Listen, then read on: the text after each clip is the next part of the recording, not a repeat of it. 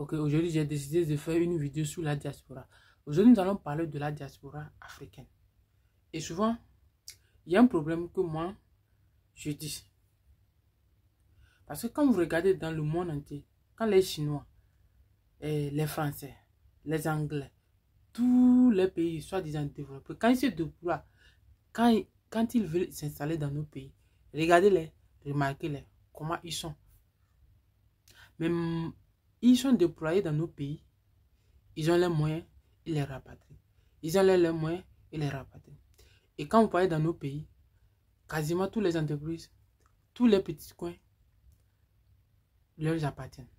Aujourd'hui, sur les réseaux sociaux, vous allez voir des déguerpissements qui se passent en Côte d'Ivoire, à Abidjan plus précisément.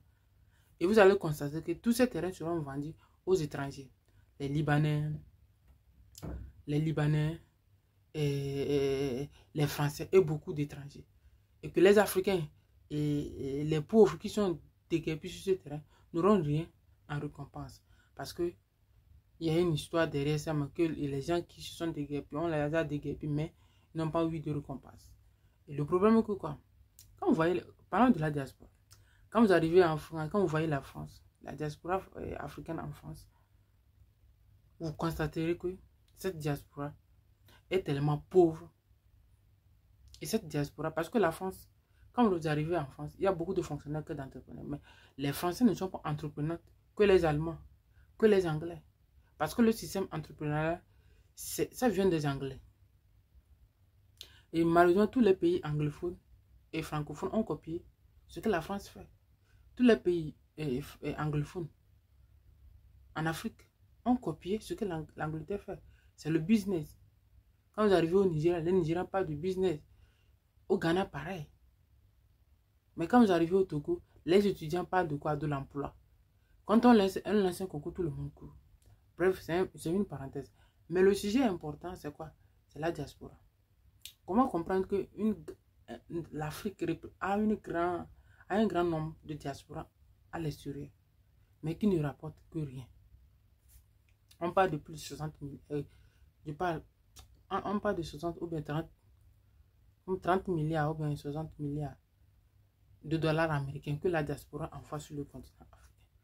Mais malheureusement, comme nous sommes des gens qui subissent le racisme, la xénophobie sur le reste des continents, même sur nos continents, sur notre propre terre, nous n'arrivons pas à créer des emplois à l'extérieur de l'Afrique et des entreprises à l'intérieur de l'Afrique. Et c'est ça le problème de la diaspora africaine. La diaspora doit être créative. Créer des entreprises, faire du challenge contre les Chinois. Vous voyez comment les Chinois se sont développés au point où les Américains les menacent. TikTok, les Américains veulent l'acheter, ils ont tout fait.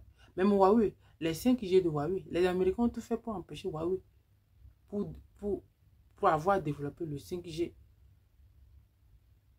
Les puces, aujourd'hui les Américains veulent faire tout pour avoir la même muse. Sur quoi? Sur Taïwan, sur le Congo. Pour pouvoir... Parce qu'ils savent que dans l'avenir, il y a un certain nombre de choses que tu as la capacité. Mais aujourd'hui, cette diaspora chinoise, quand vous voyez les Chinois en Afrique, et il y a certaines communautés, je vais vous parler d'une histoire, il y a certaines communautés en Afrique. Quand vous parlez les Nigériens, quand vous arrivez dans nos pays en Afrique, quand vous voyez les Nigériens, vous pouvez les trouver, c'est 10 personnes dans un seul appartement. Tout le monde contribue, ils font des locations. Ils sont dedans, ils travaillent ensemble. Ils gagnent de l'argent, ils mangent ensemble, ils dépensent ensemble. Mais quand vous arrivez, quand vous prenez les Chinois, pareil, ils s'entraident entre eux. Mais quand vous voyez les Africains à Paris, à Londres, partout, en Allemagne, leur problème, c'est de travailler, devenir un éboueur, devenir quelqu'un, bon, un gardien, et après tout, faire des choses sur les réseaux sociaux pour montrer l'exemple que lui, il est tel en France. Voilà le problème de la diaspora africaine. La diaspora africaine, surtout la diaspora africaine, Et quand vous parlez de la diaspora africaine, à l'intérieur, il y a un certain nombre de sections. Quand vous parlez de la diaspora anglaise et française, francophone, des pays francophones, la majorité, ceux qui créent, ce sont les pays anglophones et les diasporas anglo-saxons, comme le Nigeria, le Ghana et autres. Voilà le système. Voilà ce qui est la différence entre nous et la diaspora des autres pays. Quand on prend les blancs aussi, quand ils arrivent chez nous, quand ils gagnent de l'argent, ils rapatrient ça. Ils ne laissent pas cette somme chez nous. Ils rapatrient, les Chinois, ils rapatrient. Ils ne paient pas d'impôts. Ils rapatrient, nos dirigeants ne disent rien. La société civile ne dit rien. Mais quand vous arrivez en France, lorsque vous gagnez, on prélève automatiquement l'impôt. Mais le Chinois va gagner, faire son commerce, son business en Afrique sans payer de taxes. Parce qu'on dit que non, il faut l'exonération pour que les entreprises viennent. Non. Cette exonération fait perdre l'Afrique parce que l'Afrique doit se former sur lui-même et se développer. Quand on prend quelqu'un qui quitte l'Afrique, il dit lui rentre en Europe. Il est en Europe. Parce qu'il a les moyens ici. Il a payé un visa. Il est rentré en Europe. Il veut s'installer. Il ne veut plus venir en Afrique. Et qu'est-ce qu'il fait? Il fait tout.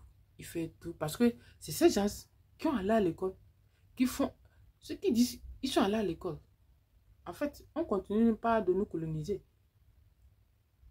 Ceux qui sont allés à l'école aujourd'hui en Afrique, c'est eux qui vont on les voit dans les avions, dans les bateaux pour l'Europe. Et on laisse ceux qui se disent illettrés, qui ne connaissent rien sur le continent. Pensez-vous que ce continent va se développer? Nous n'arrivons pas jamais à se développer parce que l'immigration fait partie des bras valides.